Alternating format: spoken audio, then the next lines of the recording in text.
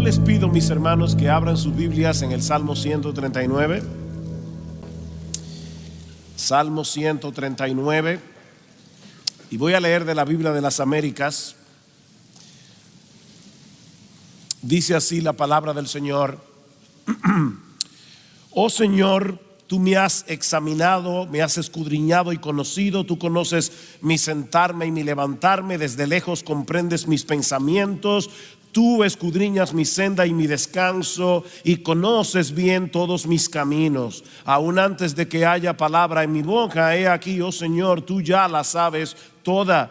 Por detrás y por delante me has cercado, y tu mano pusiste sobre mí. Tal conocimiento es demasiado maravilloso para mí, es muy elevado, no lo puedo alcanzar. Y aquí está el pasaje, los versículos que vamos a estar exponiendo en esta mañana. ¿A dónde me iré de tu espíritu? ¿A dónde huiré de tu presencia? Si subo a los cielos, he aquí, allí estás tú. Si en el Seol preparo mi lecho, allí estás tú. Si tomo las alas del alba y si habito en lo más remoto del mar, aún allí me guiará tu mano y me asirá tu diestra. Si digo, ciertamente las tinieblas me envolverán y la luz en torno mío será noche, ni aun las tinieblas son oscuras para ti, y la noche brilla como el día. Las tinieblas y la luz son iguales para ti. Vamos a orar. Señor, una vez más nos acercamos a ti en oración porque te necesitamos. El predicador te necesita. Todos los queridos hermanos y hermanas que están en este lugar te necesitan. Necesitamos que tú derrames tu Santo Espíritu mientras tu palabra es predicada, de tal manera que esta palabra pueda ser aplicada con poder en el corazón de cada uno, y que al final de esta exposición Cristo y solo Cristo sea exaltado. Bendícenos, ayúdanos, sorpréndenos, porque te lo pedimos en su precioso nombre. Amén y amén. En el año 1841, el reverendo William Fox le pidió a la poetisa inglesa Sarah Adams que junto a su hermana Eliza le ayudaran con la publicación de un himnario que él quería usar en su congregación. Sarah escribía la letra, su hermana, que era una gran compositora, componía la música. Estando a punto de concluir el proyecto, el predicador le comentó que le gustaría contar con un himno que pudieran cantar al final del servicio de ese domingo, porque él iba a predicar del encuentro entre Jacob y Esaú.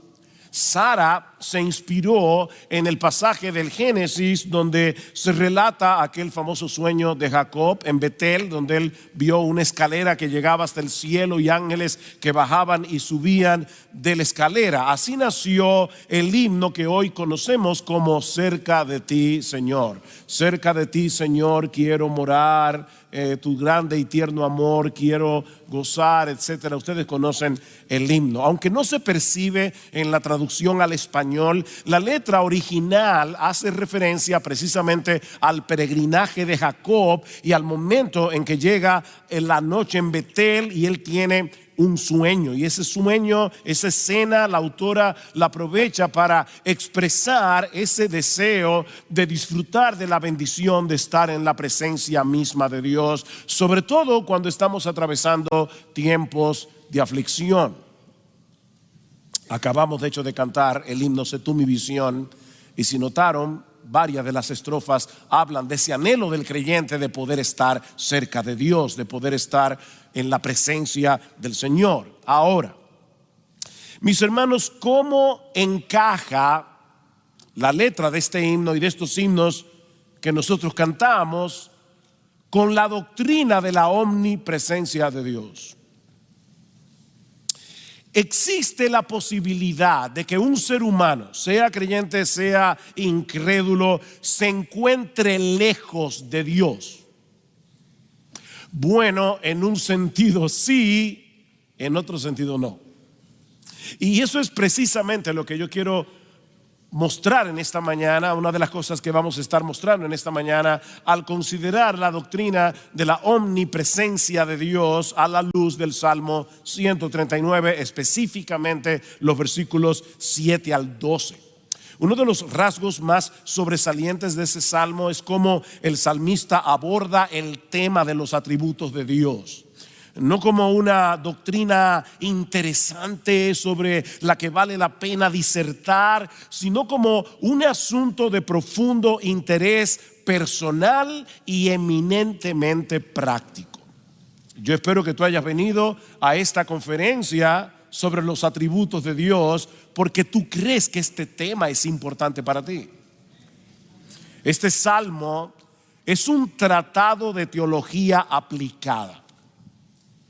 Lo que este hombre conocía de la omnisciencia de Dios, versículos 1 al 6, de la omnipresencia de Dios, versículos 7 al 12, del poder omnipotente de Dios, tenía un impacto determinante en su vida cotidiana. Noten el versículo 6 una vez más: tal conocimiento es demasiado maravilloso para mí, es muy elevado, no lo puedo alcanzar. Versículo 14: te alabaré. Ven la reacción del salmista: te alabaré porque asombrosa y maravillosamente he sido hecho. Maravillosas son tus obras y mi alma lo sabe muy bien.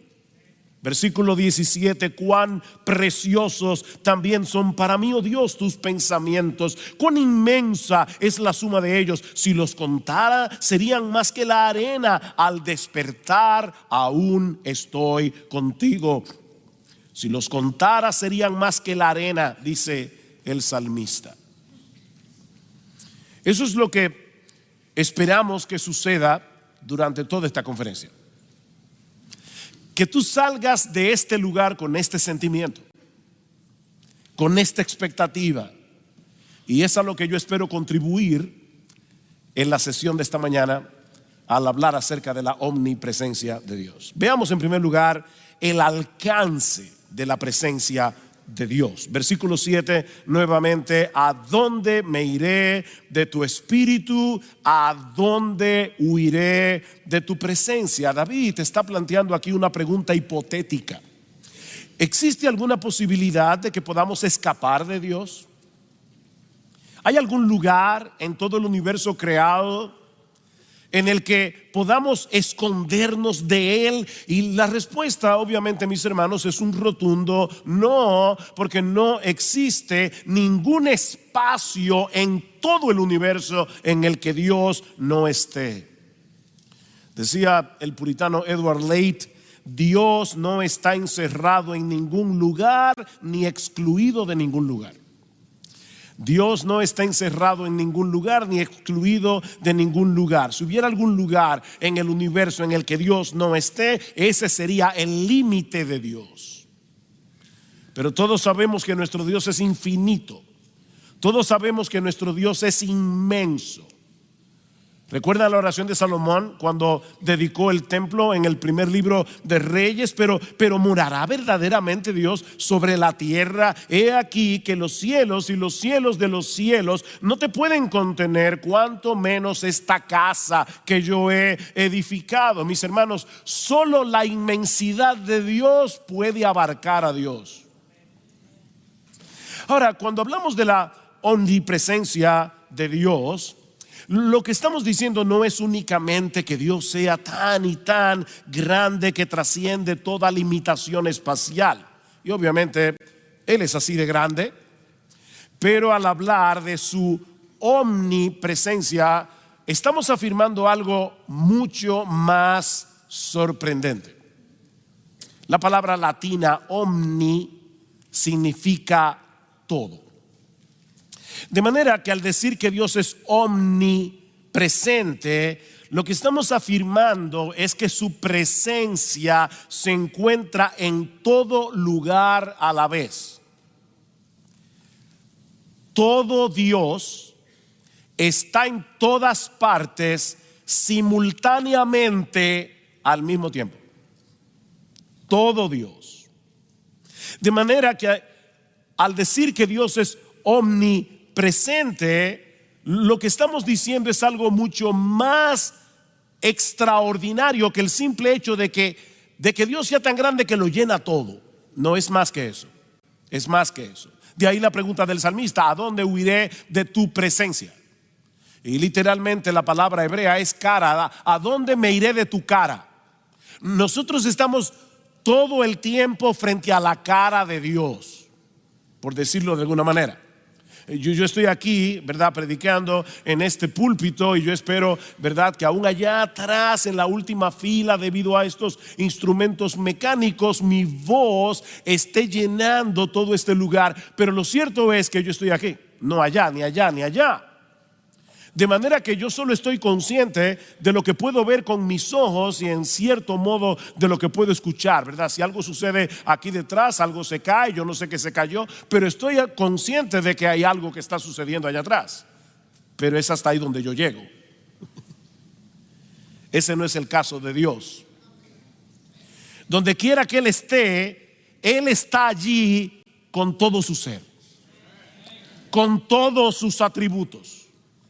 Dice en Jeremías 23:23: ¿soy yo un Dios de cerca, declara el Señor, y no un Dios de lejos? ¿Podrá alguno esconderse en escondites de modo que yo no lo vea?, declara el Señor. ¿No lleno yo los cielos y la tierra?, declara el Señor. Y la idea aquí, obviamente, como dice Tozer, no es que Dios esté contenido en el cielo y en la tierra. En realidad, dice Tozer, Dios llena el cielo y la tierra como el océano llena un balde que ha sido sumergido en el océano a 1 milla de profundidad. Es verdad que el balde está lleno del océano, pero el océano rodea el balde en todas las direcciones. En otras palabras, dice Tozer, el cielo y la tierra están sumergidos en Dios y todo el espacio también.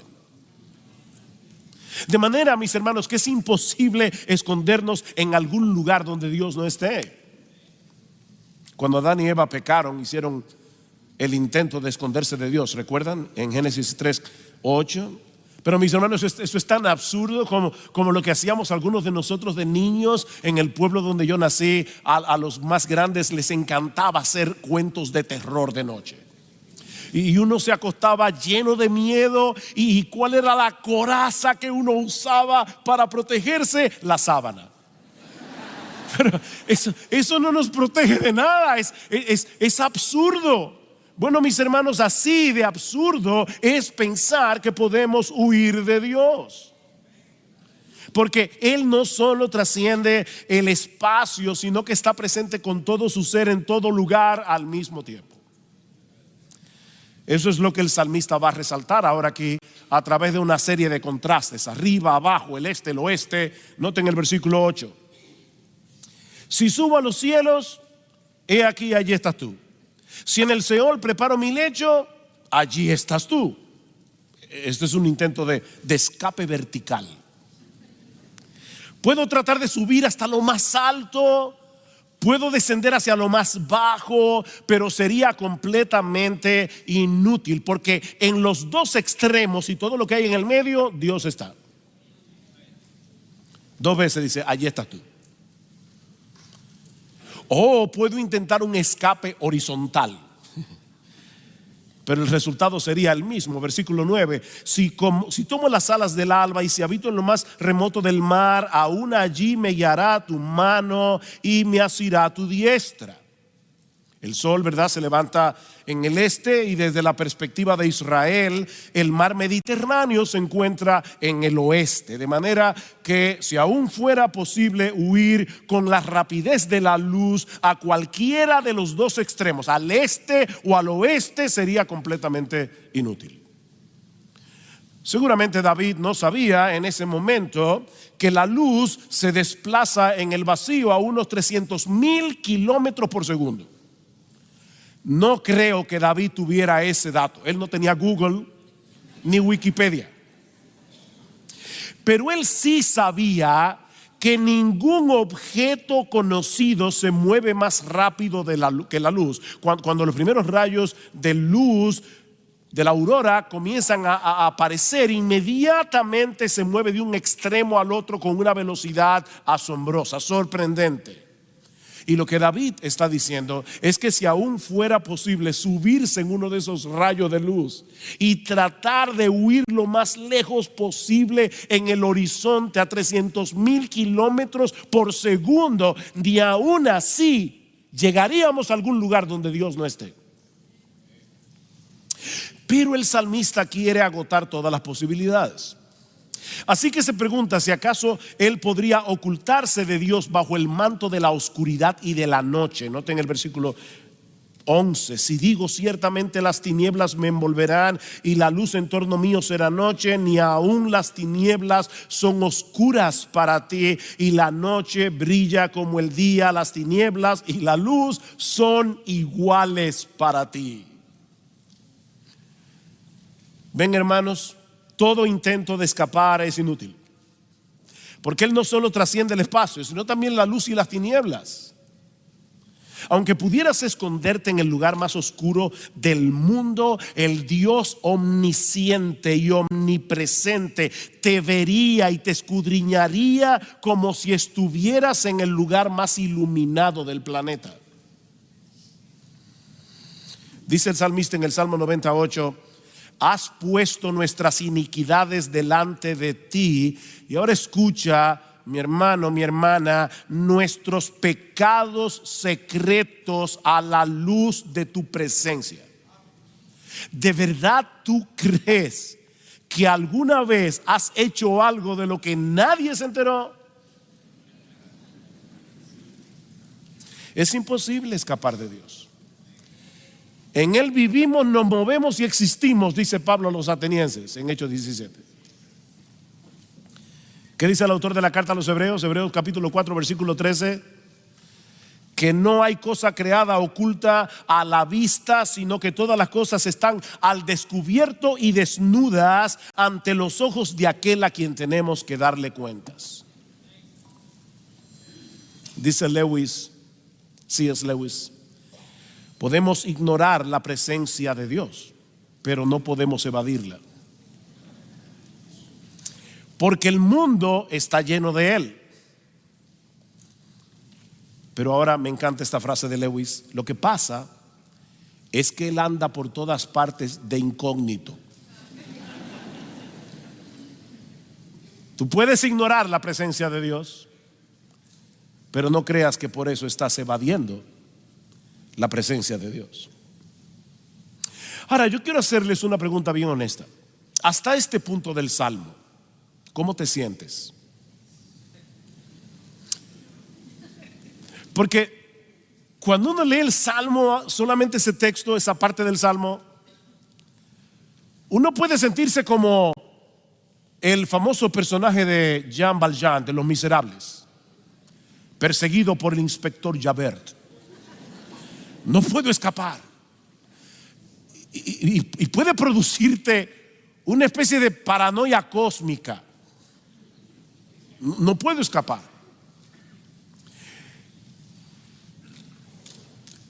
Imagínate que alguien te dice: por más que lo intentes, no vas a poder escapar de mí. Ok, yo te quiero proponer: no leas el Salmo 139 en ese tono. ¿Qué tal si estas palabras las dijera el Dios de amor, el Dios de toda bondad, que le dice a uno de sus hijos: hijo mío, no trates de escapar de mí, porque yo te amo tanto que no voy a permitir que cometas la locura de alejarte de mí? Ven, es muy diferente el tono. Mis hermanos, si somos creyentes, ese intento de escapar es innecesario, porque ese Dios omnisciente, omnipresente, es ahora nuestro Padre por causa de nuestra unión con Cristo.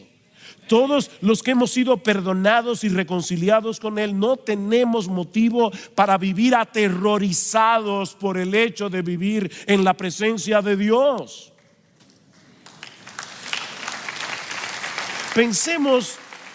en una pareja de esposos que se aman mutuamente. Debemos suponer, ¿verdad?, que van a querer pasar tiempo juntos. Y yo no me imagino a un esposo que ama profunda y genuinamente a su esposa pensando: ¿qué problema con esta mujer? Ahora quiere andar conmigo todo el día y no puedo pecar libremente, no puedo ni siquiera mirar a otra mujer. No tiene sentido. No tiene sentido. Bueno, mis hermanos, así de absurdo sería si alguien que profesa conocer al Dios lleno de gracia y de bondad, que en Cristo ha venido a ser nuestro Padre solo por gracia, solo por medio de la fe, quisiera mantenerlo lejos o a una distancia prudente para poder pecar con tranquilidad. No tiene sentido.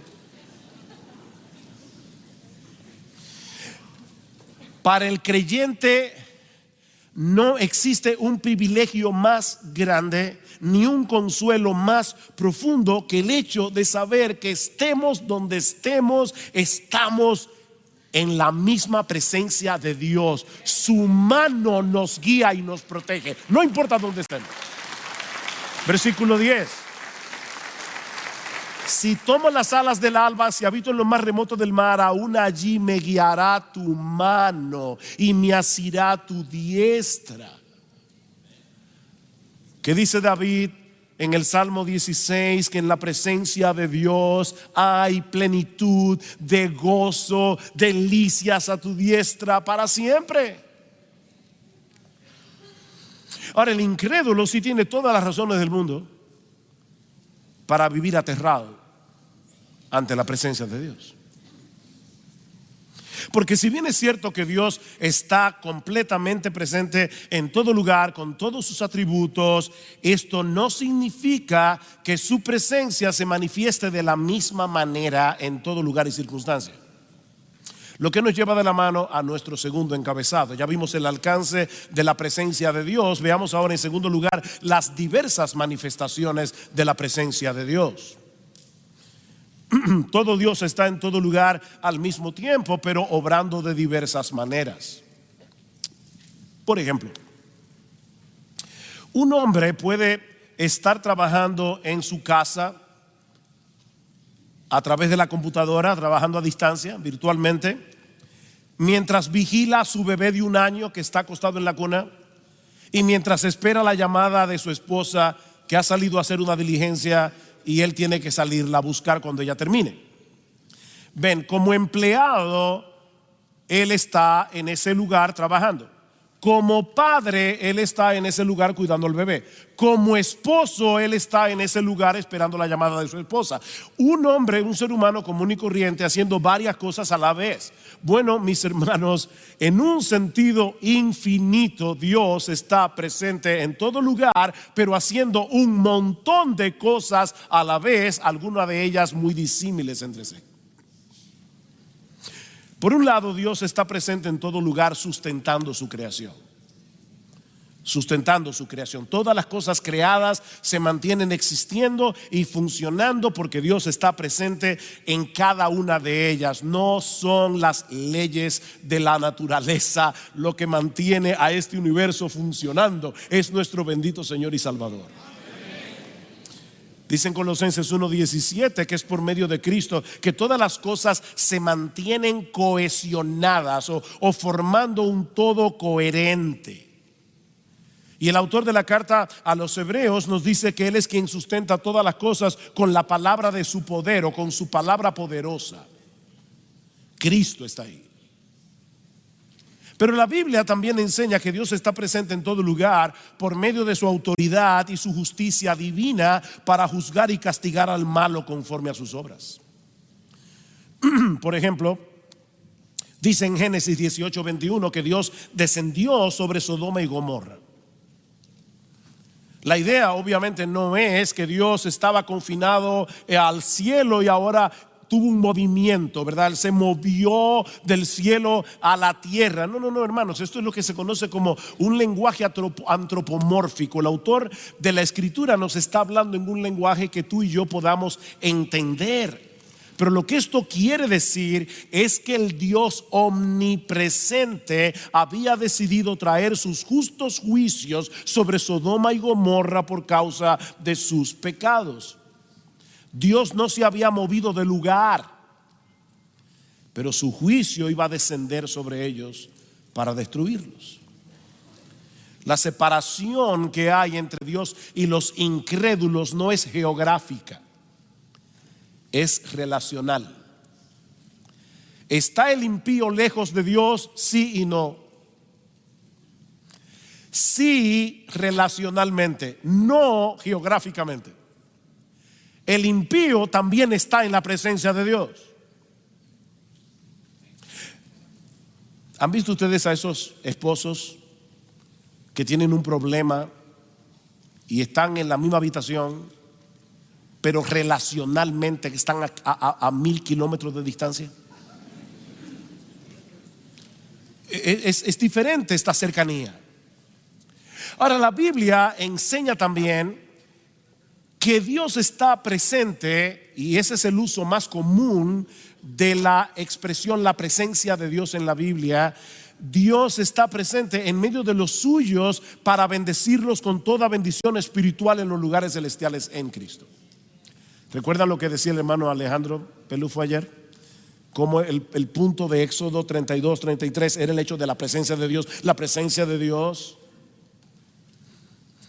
comparando la condición de los efesios antes y después de su conversión, Pablo les recuerda en Efesios 2:12 que cuando ellos no eran creyentes, estaban separados de Cristo, alejados de la ciudadanía de Israel, ajenos a los pactos de la promesa, sin esperanza, sin Dios en el mundo. Pero ahora en Cristo Jesús, vosotros que en otro tiempo estabais lejos, habéis sido hechos cercanos por la sangre de Cristo.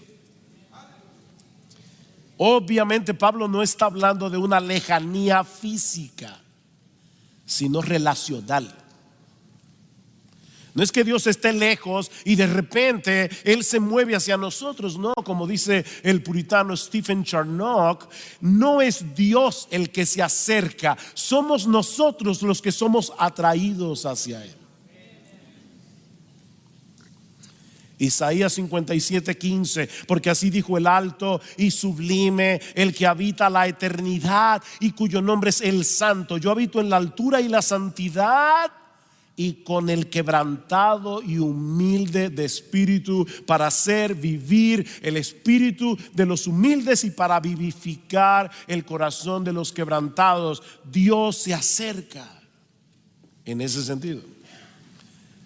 Así que es correcto cantar: cerca de ti, Señor, quiero morar, tu grande y tierno amor quiero gozar. Llena mi pobre ser, limpia mi corazón, hazme tu rostro ver en comunión. Sí, es correcto. Sí, es correcto. Cerca de ti, Señor, cerca de ti, Señor. El que está en lo más alto viene a habitar con aquellos que tienen un corazón arrepentido, con aquellos que se humillan delante de Él. Es por eso que la Biblia, la presencia de Dios suele ser sinónimo de bendición. ¿Cuál era la bendición sacerdotal, arónica? Números capítulo 6: así bendeciréis a los hijos de Israel. El Señor te bendiga y te guarde. El Señor haga resplandecer su rostro sobre ti y tenga de ti misericordia. El Señor alce sobre ti su rostro y te dé paz. Esa es la bendición de estar en la presencia de Dios. Es en ese sentido que debemos entender la presencia especial de Dios en diversos lugares a través de la historia de la redención: el huerto del Edén, el tabernáculo, el templo. No es que Dios estuviera presente en esos lugares más que en el resto del planeta. Él es omnipresente. Pero Dios ha escogido lugares para venir y bendecir a su pueblo de una forma especial al revelar su carácter por medio de su adoración y de su palabra. Hermano, Dios viene por su palabra. Hay una corito de estos modernos que dicen Dios está aquí porque yo lo siento así.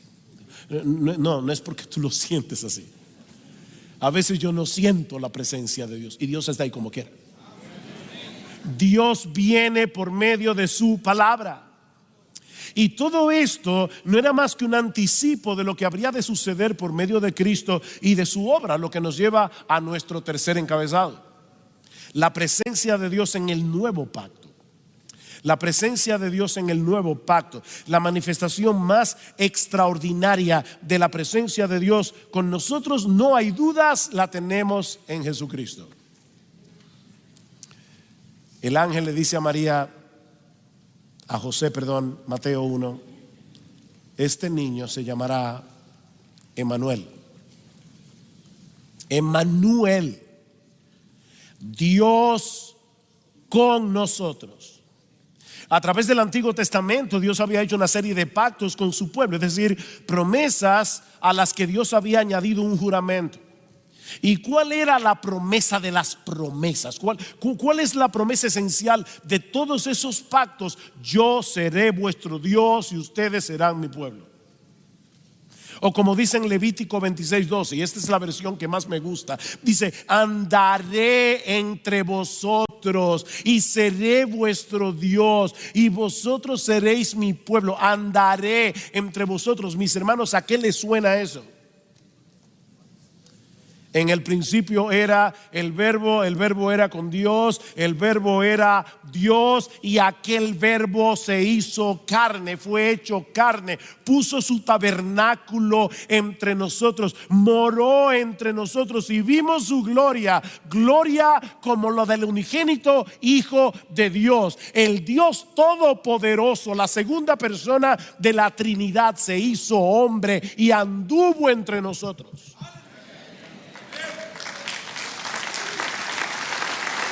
Así que lo que Mateo y Juan nos quieren hacer ver es que en Cristo se cumplen plenamente la promesa de todos esos pactos, porque en Él habita corporalmente toda la plenitud de la deidad.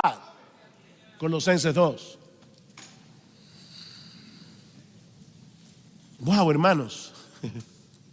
No me acuerdo, ayer oímos tantas prédicas que ya ni me acuerdo quién predicó qué, pero sé que uno de los predicadores decía constantemente: esto debe sorprendernos. Creo que eras tú, Alejandro. Esto debe sorprendernos. Esto debe sorprendernos. La segunda persona de la Trinidad, Dios el Hijo, se hizo hombre para venir, estar en medio nuestro, morir por nosotros en una cruz y reconciliarnos con Dios, de modo que tú y yo ahora pudiéramos disfrutar la bendición de su presencia en nuestras vidas.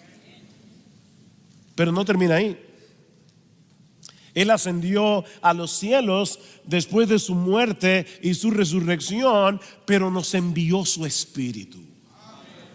¿Recuerdan cuando el Señor dice en el aposento alto: yo no os dejaré huérfanos, vendré a vosotros? Él no está hablando allí de la segunda venida, Él está hablando de la venida de su Espíritu. Yo no pienso dejarlos huérfanos, yo vendré a vosotros. Así que por causa de Jesús, nosotros, tú y yo, somos morada de Dios. Somos templos del Dios viviente. O sea, recuerdan Juan 14: no se turbe vuestro corazón, creéis en Dios, creed también en mí. En la casa de mi Padre muchas moradas hay. Yo voy a venir a llevarlos conmigo. Lo que Cristo está diciendo es: hay moradas, ya están listas, hay lugar para nosotros en el cielo. Pero en lo que llegamos a la morada de Dios, ¿saben lo que voy a hacer? Le dice Jesús: yo voy a traer esa morada a vosotros, a vuestro corazón.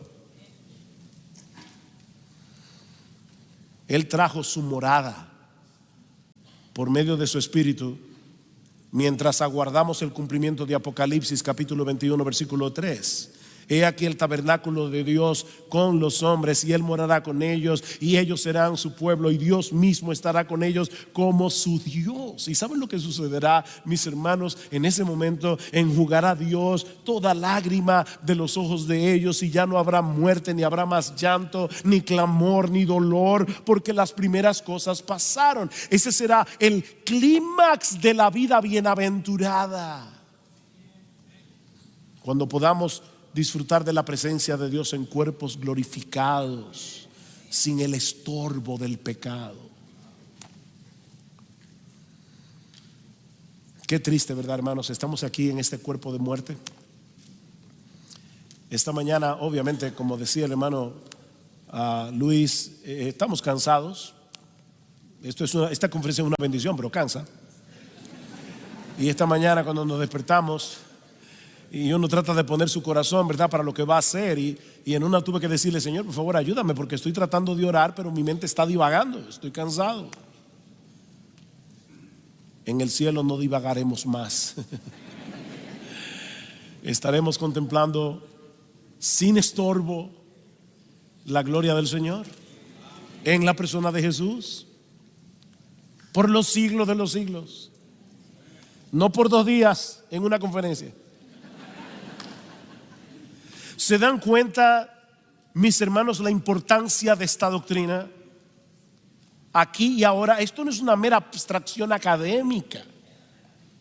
Vivimos en la presencia de Dios, y eso tiene implicaciones, lo que nos lleva a nuestro último encabezado, y que veremos mucho más brevemente: las aplicaciones prácticas de la presencia de Dios. En primer lugar, mis hermanos, esta doctrina es fundamental para nuestra lucha con el pecado y nuestro crecimiento en santidad. Esta doctrina es fundamental para nuestra lucha contra el pecado y para nuestro crecimiento en santidad. Recordar que vivimos constantemente en la presencia de un Dios 3 veces santo será un poderoso incentivo para decirle no a las tentaciones.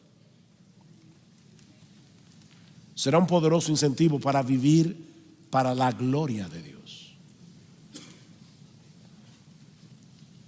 Éxodo 20 es uno de esos textos que me asombran, sobre todo el primer mandamiento: no tendrás dioses ajenos delante de mí. ¿Escuchan lo que le dice Dios a su pueblo aplicando su omnipresencia?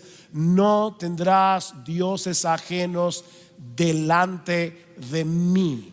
Cada vez que nosotros sustituimos a Dios por un ídolo, lo que estamos haciendo es exactamente lo mismo que un marido infiel que pone la foto de su amante en la cabecera de la cama de su lecho nupcial, para que su esposa vea la foto de su amante cada vez que despierta. Dios está diciendo: no tendrás dioses ajenos delante de mí. Estamos en la presencia de Dios.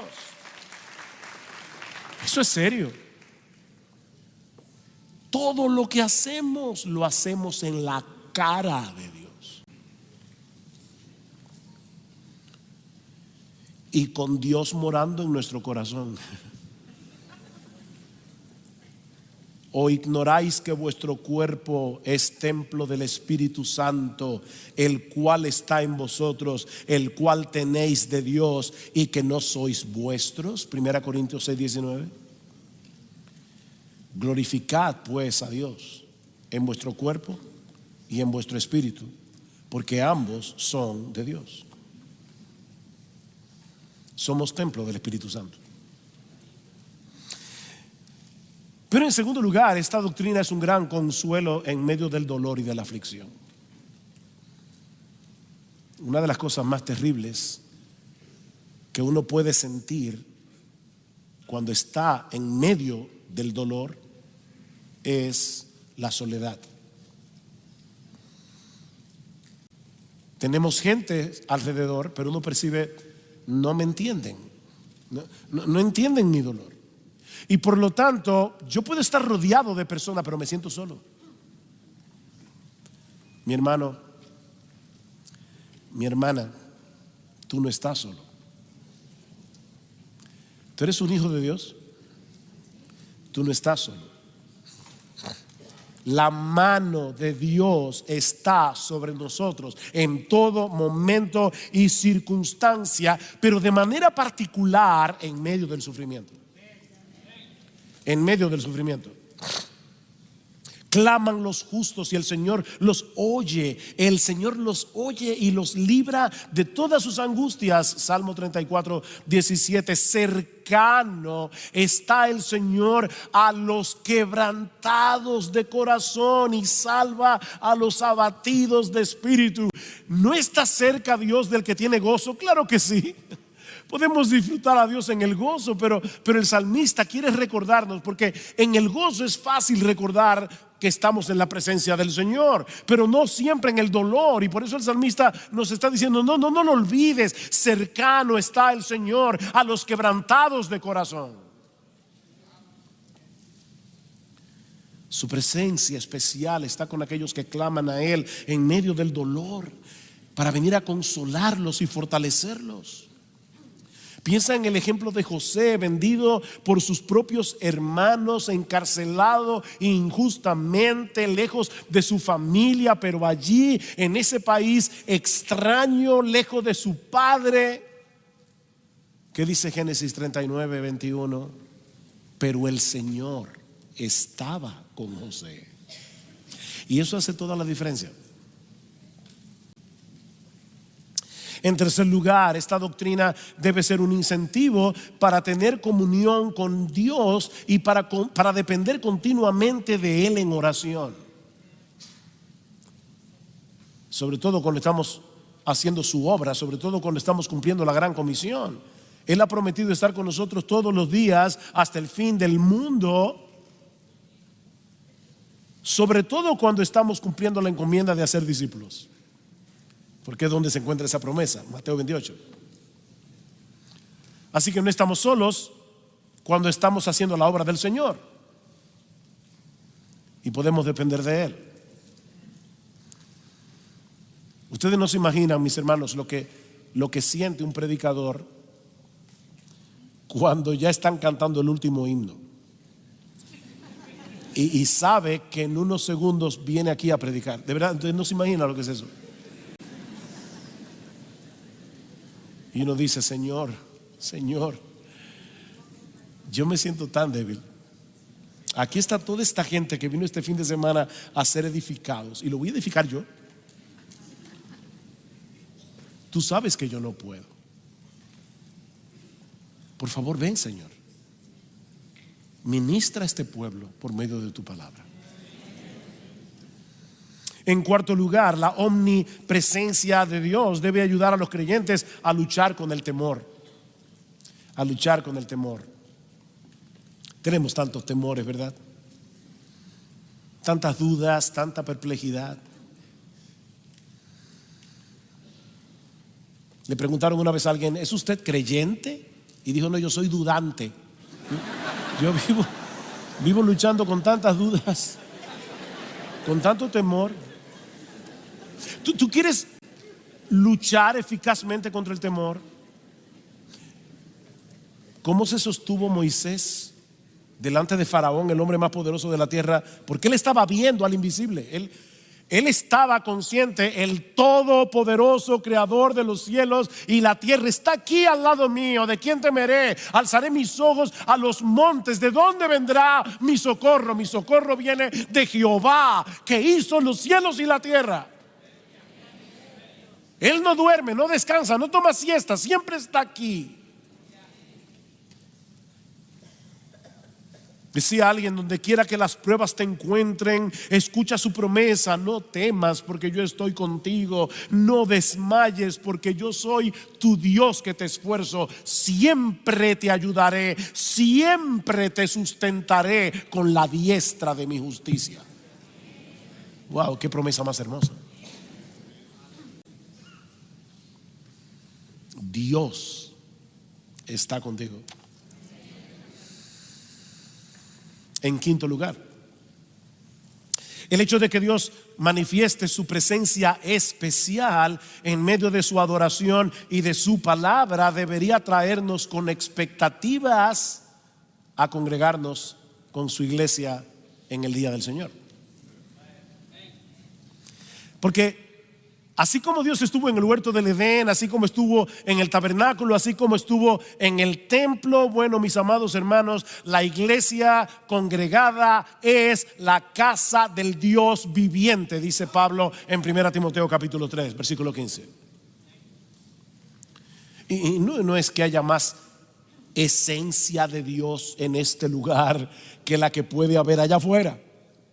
No, la esencia de Dios lo llena todo. Pero Dios viene a bendecir a su pueblo por medio de su palabra cantada, orada y predicada. Nosotros debemos cantar la palabra, orar la palabra y predicar la palabra. Y cuando esa palabra está siendo orada, cantada, predicada, Dios viene por medio de su palabra a bendecir a su pueblo. Alguien decía que la predicación, oigan eso hermanos, la predicación le da pies y manos al Cristo vivo. Y Él viene a través de su palabra a bendecir a su pueblo. ¿Con qué expectativa debemos congregarnos mañana? Mañana domingo. Cada domingo debemos venir con un corazón preparado, con un corazón expectante para encontrarnos con Dios, para escuchar su voz a través de su palabra predicada. Su voz a través de una voz humana. Nunca, yo no sé si los hermanos que están aquí me pueden ayudar con eso, pero yo nunca he entendido la predicación. Y tengo 41 años predicando. Nunca he entendido cómo es que Dios usa la voz de un ser humano que está predicando su palabra para hablarle a su pueblo. Pero eso es lo que sucede cuando se está predicando la palabra de Dios. El que a vosotros oye, a mí me oye, dice Jesús. Así dice el Señor: el cielo es mi trono, la tierra el estrado de mis pies. ¿Dónde pues está la casa que podríais edificarme? ¿Dónde el lugar de mi reposo? Todo esto, dice Dios, lo hizo mi mano, y así todas estas cosas llegaron a ser, declara el Señor. Pero, esos benditos peros de la Biblia. Pero a este miraré, al que es humilde y contrito de espíritu y que tiembla ante mi palabra. ¿Tú quieres disfrutar de una íntima y deleitosa comunión con Dios? Acércate con un espíritu humilde y con un corazón sensible para escuchar su voz a través de la exposición de su palabra. Y finalmente, la omnipresencia de Dios es una advertencia para todos aquellos que no conocen a Dios y continúan en su obstinación y en su pecado. Yo no puedo asumir que todos los que están aquí son verdaderos creyentes. No los conozco, pero tal vez vino un hijo, un hermano, una hermana que fue invitada a esta conferencia. Mi amigo, recuerda que no existe un lugar en todo el universo en el que puedas esconderte de Dios. Y cuando tengas que comparecer delante de Él en el día del juicio, te enfrentarás con un juez que conoce tu vida hasta en el más mínimo detalle. Pero ese juez diseñó un plan de salvación por medio de la persona de su Hijo, que vivió la vida de perfecta obediencia que tú jamás podrás vivir, y que murió en una cruz como un criminal por todos los pecados de aquellos a quienes Él vino a salvar. Y hoy te ofrece en el Evangelio perdón y vida eterna por medio de la fe. Mi amigo, no sigas tratando de huir de Dios, huye hacia Dios. Huye hacia Dios. Ven y refúgiate en Cristo por la fe, porque en Él hay perdón, en Él hay misericordia. En el texto que citaba nuestro hermano ayer, Éxodo capítulo 34, ese es un texto incomprensible. En una misma línea dice que Dios no puede dar por inocente al culpable. Dios no puede pasar por alto nuestros pecados. Él no puede hacer eso. Pero al mismo tiempo dice que Él perdona la iniquidad, la rebelión y el pecado. ¿Cómo podemos conectar en una misma línea? Yo nunca daré por inocente a un culpable y al mismo tiempo yo perdono.